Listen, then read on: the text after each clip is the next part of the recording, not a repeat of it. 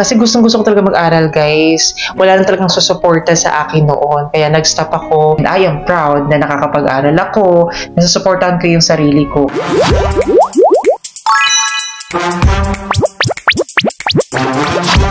Hello everyone, it's me again, Kel, and welcome back to my channel. So it's been a while since I made a vlog, and for today's video ay pag-uusapan natin yung aking working student life.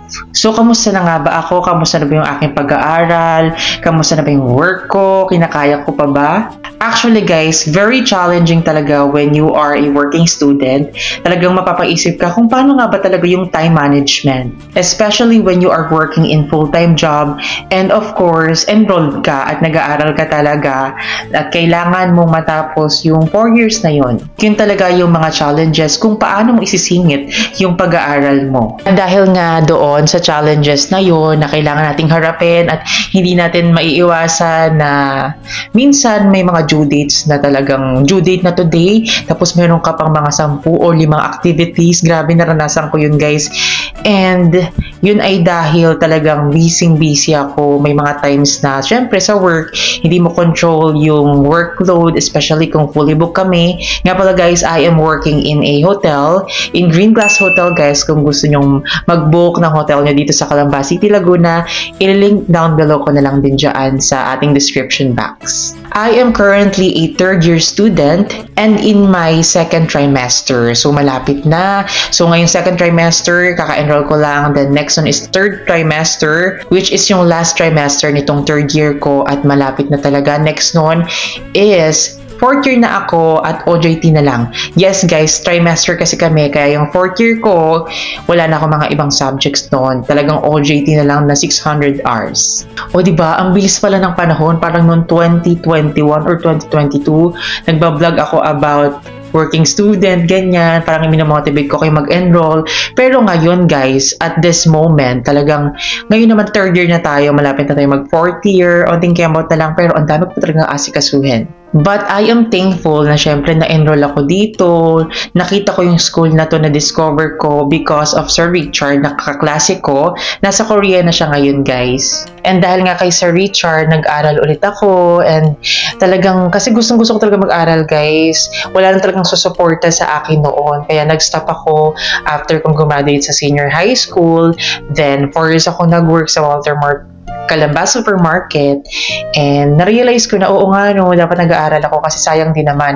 Kasi parang sa sarili ko, I have a lot of things to offer pa, I have a lot of skills to hone, to enhance, to improve. O diba? Lahat puro synonyms na. Pero ayun, parang feeling ko may kaya pa akong gawin. Talagang limited lang yung mga kaya kong pasukan because of my educational attainment. So ngayon, talagang bongga na, kailangan bonggahan pa natin.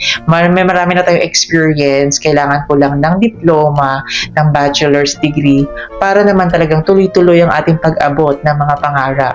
Abot Kamay na Pangarap. Kasi guys, addict talaga ako sa manonood ng Abot Kamay na Pangarap nila Jillian Ward. Kaya naman, talagang gusto kong maging successful. Sino ba naman ayaw maging successful? Kaya kayo guys, kung nanonood kayo ngayon, pinapangarap nyo ring bumalik sa pag-aaral. I think this is the best time. If you are 26 years old and above, pwede kayo mag-enroll sa e-learning program sa ICCT Colleges. So ito yung kanilang Facebook page at pwede din kayo mag-comment regarding sa mga inquiries para naman maibigay ko yung informations or mga contact numbers, updated contact numbers or email address ng mga ICCT Colleges staff.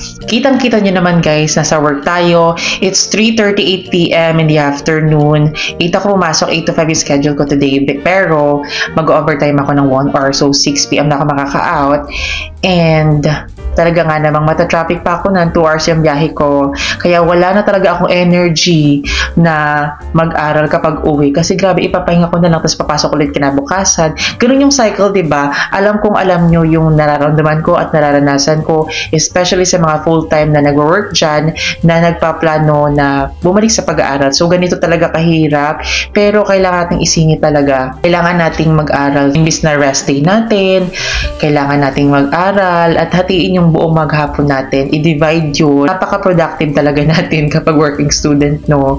Instead of magpapahinga, talagang minsan onti lang yung pahinga, more on aral, more on trabaho, more on household chores kasi may mga responsibility din naman tayo sa bahay, di ba? Pero na-realize ko ngayon na kapag talagang motivated ka, driven ka, if you have a goal, if you have a dream, hirap na hirap tayo ngayon, pero sa dulo nito, talagang nandun yung sarap, nandun yung success. Kaya huwag tayong titigil, no?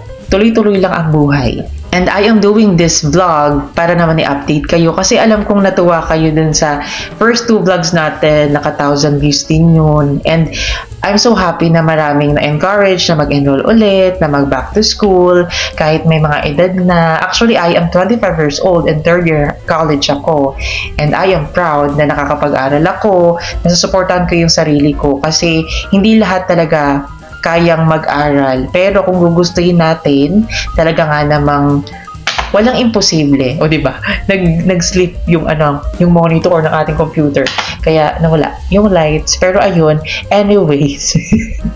Ang dami commercial break. Actually, habang ginagawa ko tong video na to, habang ginagawa ko tong vlog na to, puro commercial break. Puro stop kasi nag-a-assist ako ng guests, ng mga inquiries, kumakausap ako ng iba't ibang mga guests. Kaya naman, pero syempre, even though nagbablog ako, priority pa rin natin yung work.